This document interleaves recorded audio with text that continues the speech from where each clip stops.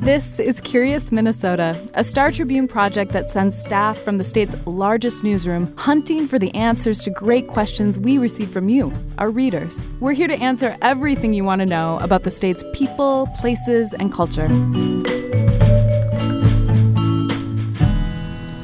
Welcome to Curious Minnesota. I'm your host, Eric Roper. And I'm Tane Danger, Eric Roper's fiance. And we're standing here. You can hear the river rushing in the background. You can see the Horseshoe Dam, and you can sort of make out that the St. Anthony Falls is beyond that. We can look at downtown Minneapolis because where are we, Tane? We are on beautiful Nicollet Island, a truly unique place along all of the Mississippi River, but obviously extra special to Minnesotans and Minneapolitans in particular.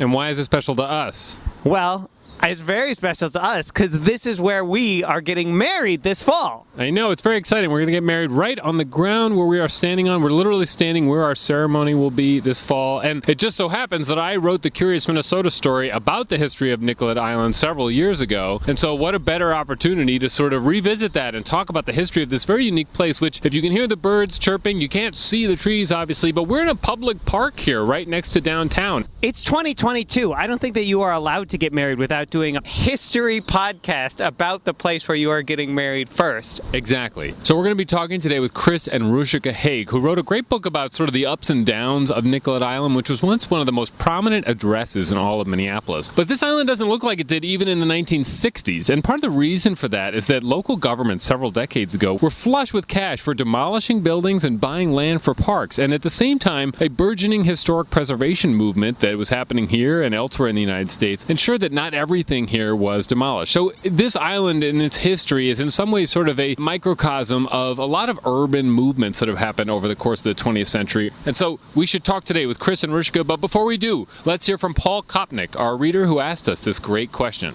I like to bike around Nicollet Island, and I like to know a history of Minneapolis. I have a lot of historic books about Minneapolis, and I found it interesting that the Nicollet Island was one of the few, if not the only park in Minneapolis where it has private residences on it. So I always was curious how that came to be.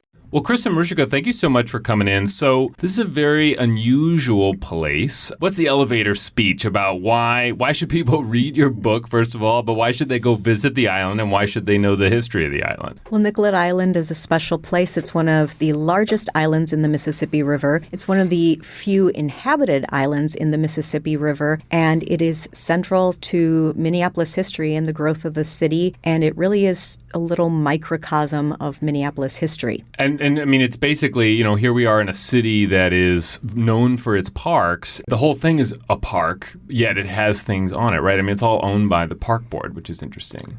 So I'm going to give listeners a little preview of this story. This is a roller coaster of history. I mean, we're talking about gilded mansions that are later in decay with broken windows 100 years later. There's quite an arc to this story. So let's start this with the pre-European settlement in Minnesota. So what was happening on this island when Native people were inhabiting this region? What was sort of the significance of the island and what was going on there? So this was an area that was significant to the American Indian tribes that lived in the area. So down here around Minneapolis, it was mostly Dakota area. And then as you would go further north, you get up to, say, Anoka, and then you're dealing with the Ojibwe. These groups would fight each other. But one of the places which, according to Dakota oral history, it was kind of a neutral place was Nicollet Island. And the reason for that is St. Anthony Falls, which is just downstream of the island. It was kind of a sacred district. According to their religion, there was a water spirit named Unkteri that lived in the falls. And there also used to be an island there where eagles would alight. And it's, one of the sadnesses that island south of the falls no longer exists. But that had spiritual significance for the American Indians here. Is that Spirit Island? Spirit Island, okay. Yeah, that's right. And then, so the island was just kind of north of this sacred area. And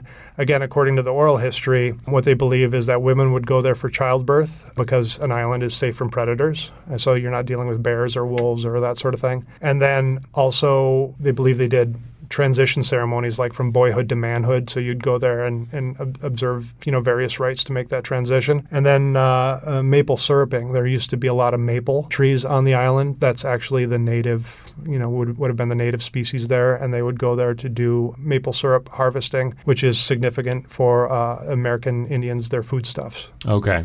And the Dakota called it Wetawaste, the beautiful island. Oh, wow. Okay.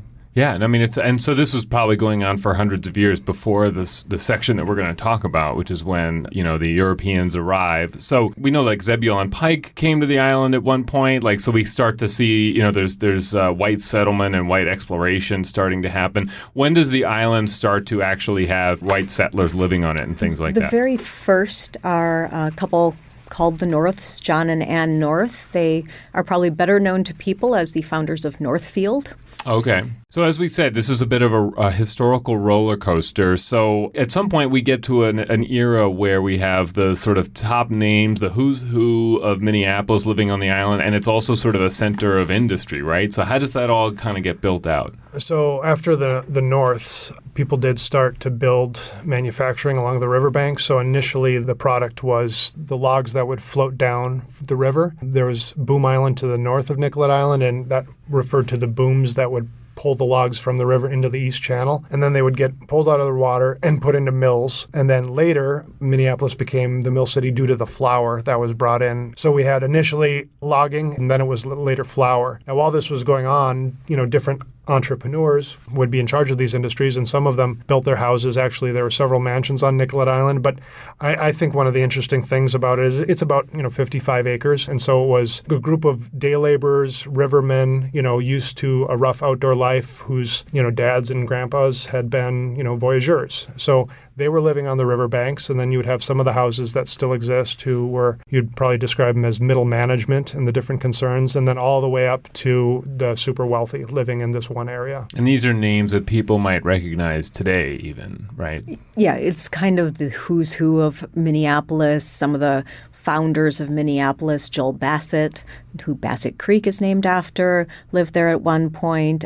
Eastman, William King, who started a fair and this newspaper. And it is at that period during the Gilded Age one of the best neighborhoods to live in. Right. And so there's mansions, there's also the Grove Street flats are built at that time, and the Eastman flats, and they are one of the most elegant addresses in Minneapolis. They have hot and cold running water and indoor plumbing, and they're modeled after brownstones in New York and Boston, and it's kind of the place to be if you can get in there. Yeah, and I mean, listeners of this podcast may remember we talked about William Eastman in relation to the tunneling that he did that ended up almost destroying St. Anthony Falls, but that tunneling was going to Nicollet Island, right? So was he living on the island at that time too, basically? Yes, and he was trying to increase the water power from the falls, but it turned out disastrously, nearly collapsed the falls, right. nearly Although we learned a lot of good lessons about the falls in the process. Yes, we did. Yeah. We did. The Minneapolis plan of 1917 and a lot of other plans over time have had like grand ideas about Nicollet Island because of its location, I guess. So what are some of those? And they never really came to fruition, right? Yeah, I think it's an acknowledgement that it's sort of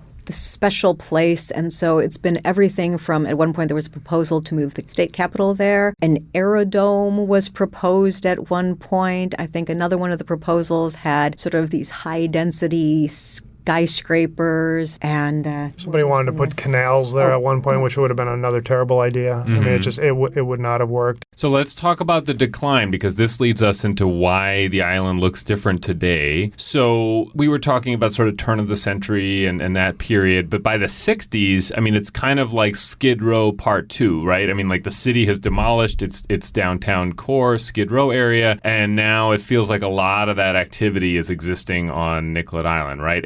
And so the island is seen as like a blight, basically. So how does that all sort of materialize? Yeah, it went from being a very desirable place to a place that was in pretty rough shape. So a lot of the well-to-do people moved out of the city. They moved out towards the lakes, the automobile facilitating that. Kind of between the World War periods, things got a bit more dodgy there. And eventually things decayed, and the place turned into, having a lot of vagrants and a lot of, people living in sort of substandard housing. There was a rather significant hippie colony there by the 60s, and it was somewhat dangerous at that time too. So suddenly governments are flush with cash for different reasons, right? So urban renewal, we've heard of that in relation to downtown, but the attention of that starts to turn to Nicollet Island, right? One of the things that happens is the Grove Street flats were in disrepair. They had gone from being these elegant places to being places that had been subdivided and were basically like cheap rooming homes and boarding houses. And so that was one of the first places they turned to, and they said,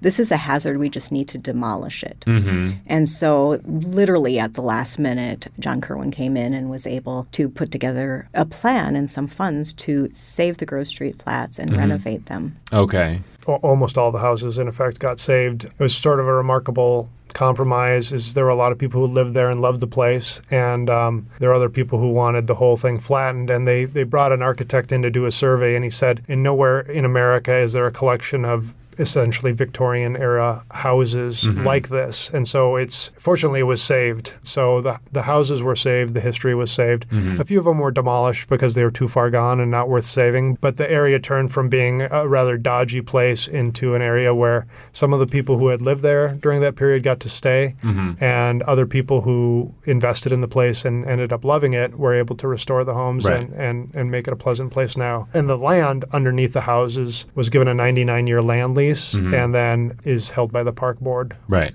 So, and maybe we're jumping around in time here a little bit, but for listeners' understanding, I mean, it used to be when you went across Hennepin Avenue, the commercial activity kind of kept going. Right now, there's basically kind of this dead zone, it's not a freeway, but kind of a highway type bridge that goes over the island. But it used to be very different. And so there's that stuff gets erased at some point, and also the sort of commercial industrial that was on the south end of the island kind of gets erased. So was that pre the home issue, basically? The bridge that goes across now is the fourth bridge. The third bridge had all sorts of commercial interests along it. It was hotels, bars, restaurants, that whole thing, and a lot of them were extremely dodgy. So when they put in the new bridge, that was an opportunity to kind of get rid of a certain degree of urban blight. And then there were... And that was like in the 70s or so?